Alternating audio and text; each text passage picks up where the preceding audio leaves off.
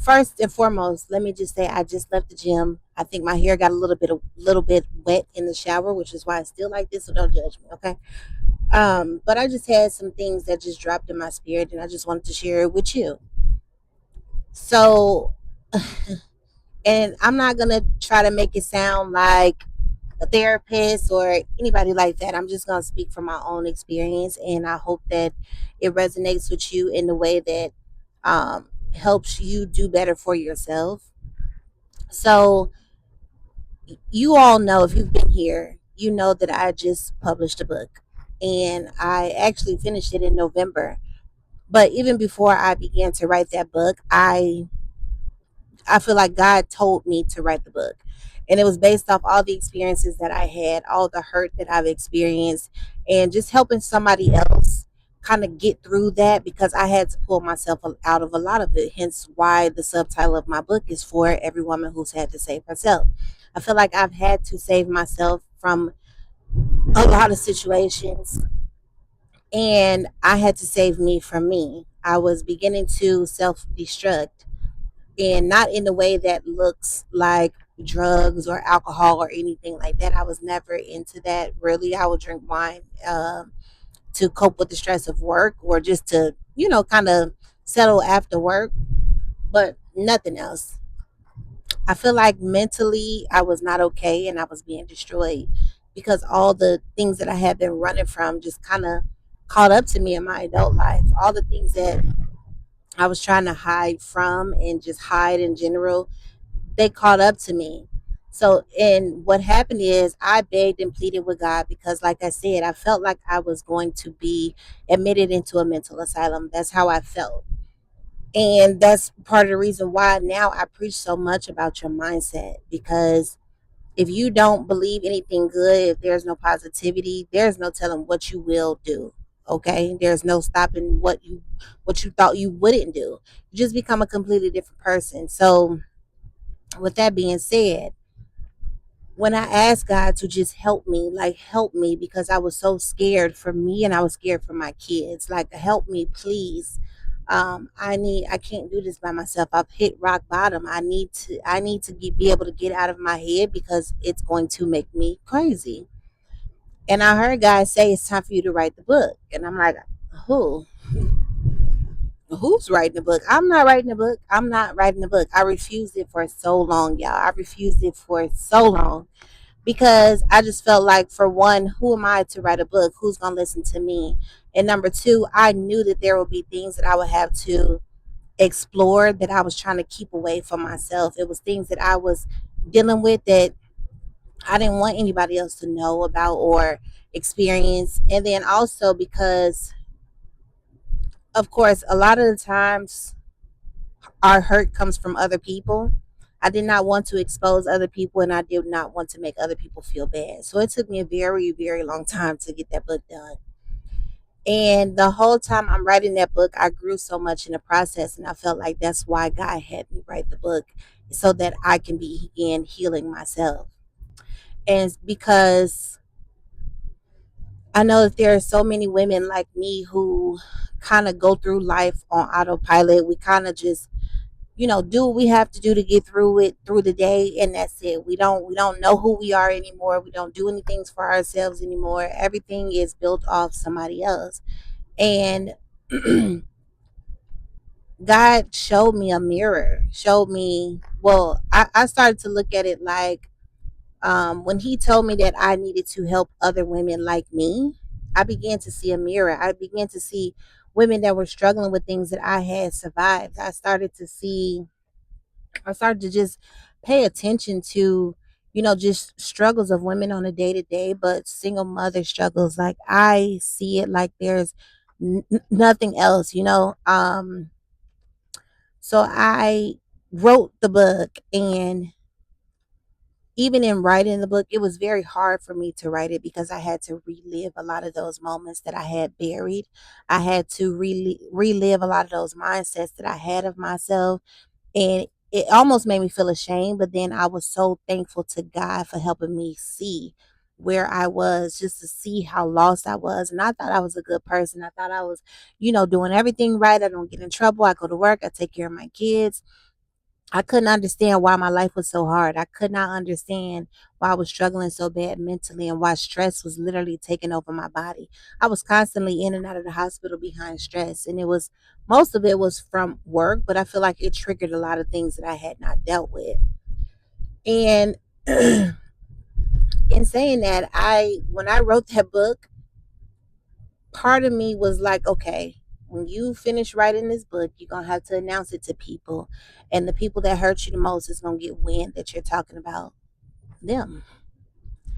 And no matter how I tried to write it in the book, no matter how I tried to frame it as just my story, I don't want anybody else to feel shame. I don't want anybody else to be pointed out. I didn't want any of those things. I was very, very careful. And in November, so I finished writing the book in September.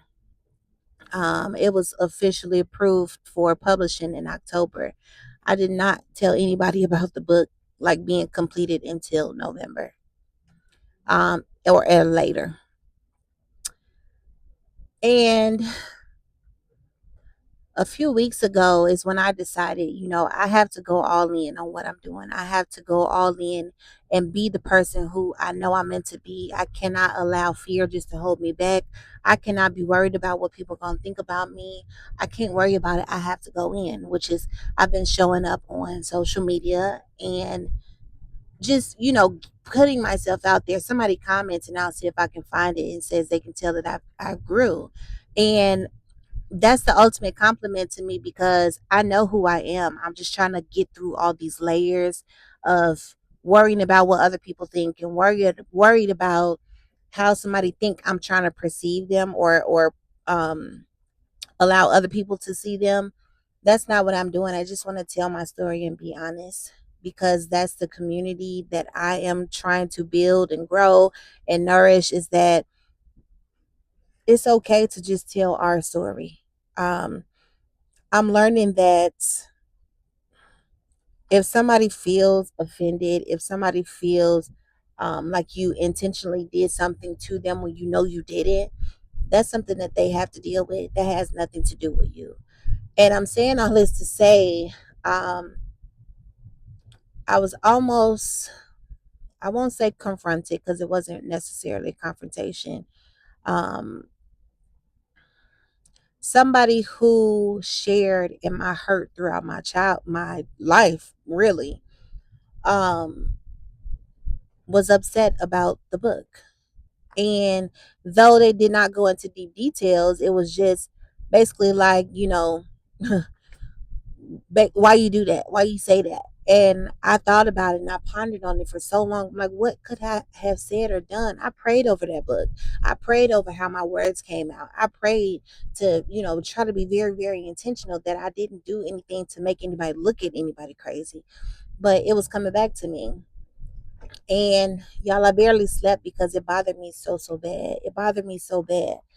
But this morning I woke up and I was so drained, y'all. I was so drained. I didn't really want to go to the gym. I didn't really want to do anything. I just wanted to stay in my bed with ice cream because I was so bothered. And I think what bothered me more is the fact that I was being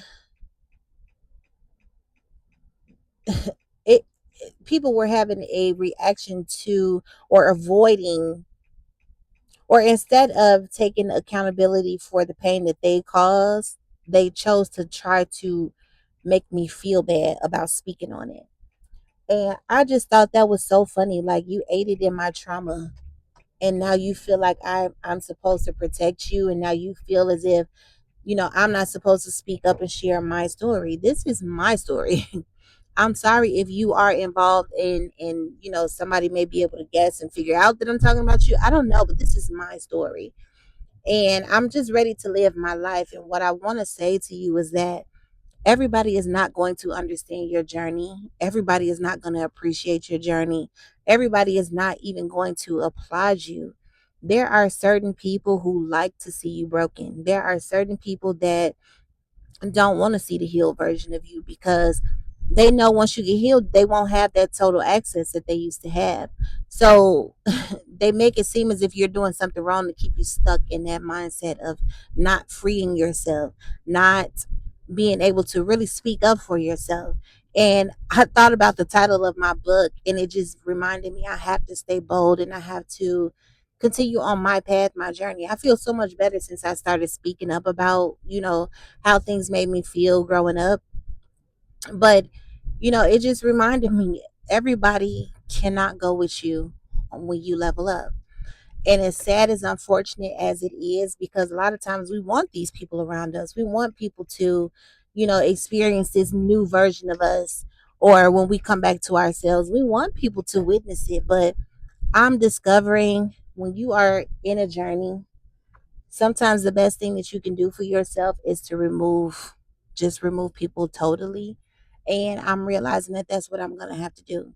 And it's not even that that's what I want to do. I noticed that this person ruffles my feathers. This person makes me doubt myself. This person makes me angry. And in order for me to get through to the next part, I have to cut that off. So it's like, yes, you can love somebody. Yes, you can forgive somebody. I still have a reaction to them, which means it is time for me to let it go while I continue to heal myself. So sometimes we don't want to do the hard things, but sometimes those hard things is what help us get to the next level. So I just wanted to share that with you. Just don't feel like you have to be ball and chain to the things that hurt you. You don't. It's okay to free yourself of the situation. It's okay to free yourself from the people. You have to be okay with people being upset. And it's so much confirmation for me because I don't show up like I'm supposed to, because I know that there are people that will feel a type of way. And I think I'm starting to get over that. I think I'm starting to understand this is about me and I want better for myself. So I hope you take this and just really let it sit in and marinate that, you don't have to continue in the path that you don't want to go. If somebody can't understand, if somebody is not willing to, hold themselves accountable for what they did and move forward with that, then it's okay to cut them off, at least temporarily, until you become strong enough to deal with that person. Right now, I'm not in the space where I want to continue to tolerate stuff like that. I've grown so much to where it's like I'm not a people pleaser anymore. Yes, the accusation bothered me, but I'm to the point now where my peace and my healing is worth so much more than anything else, that I understand that I have to cut this person off.